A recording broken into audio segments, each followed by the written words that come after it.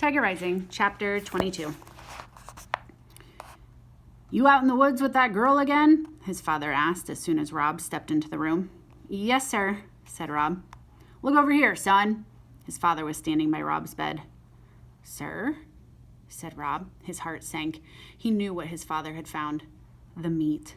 He had hidden it under his bed until it was time to go and feed the tiger again. "Where'd this meat come from?" his father asked, pointing at the bloody brown bag. Without thinking, Rob said, "Beauchamp." "Beauchamp," his father repeated, low and dark.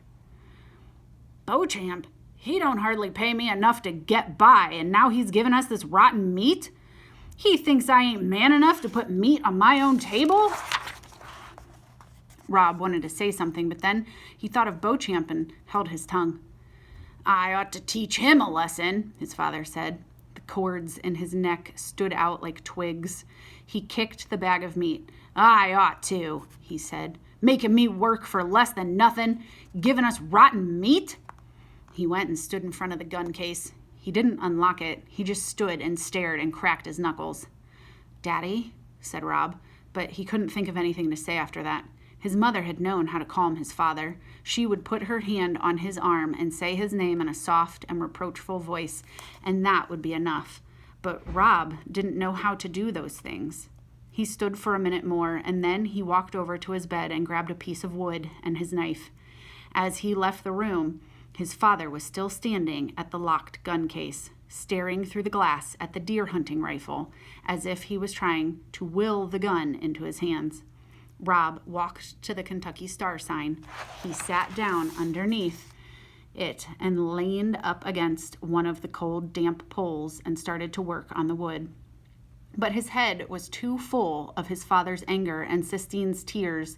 He couldn't concentrate. He looked up at the dark underside of the sign and recalled lying on a blanket, staring up at a big oak tree. His mother had been on one side of him, and his father, asleep and snoring, had been on the other. He remembered that his mother had taken hold of his hand and pointed up at the sun shining through the leaves of the tree and said, "Look, Rob, I have never in my life seen a prettier color of green. Ain't it perfect?" "Yes, ma'am," he said, staring at the leaves.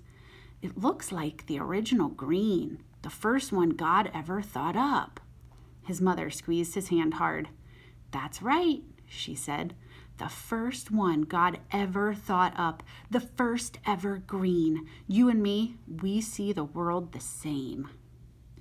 He concentrated on that green. He let it seep through a crack in his suitcase of not thoughts and fill up his head with color.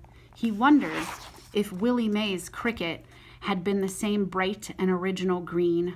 That's what he thought about as he carved, and so he wasn't surprised when he stopped and held the wood away from himself to see a wing and a beak and a tiny eye. It was Cricket, Willie Mae's cricket, coming to life under his knife. He worked on the bird for a long time until it looked so real that he half expected it to break into song. When he finally went back to the room, he found his father asleep in the recliner.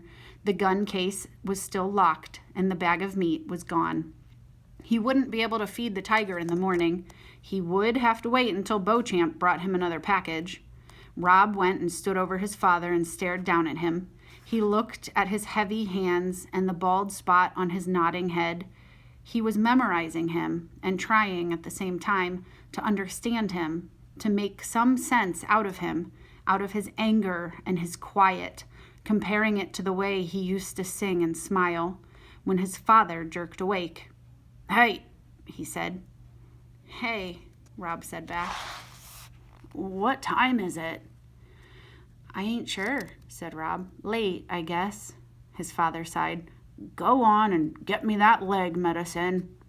Rob brought him the tube of medicine. Outside the motel room, the world creaked and sighed, the rain started in again, and his father's hands were gentle as he applied the ointment to Rob's legs.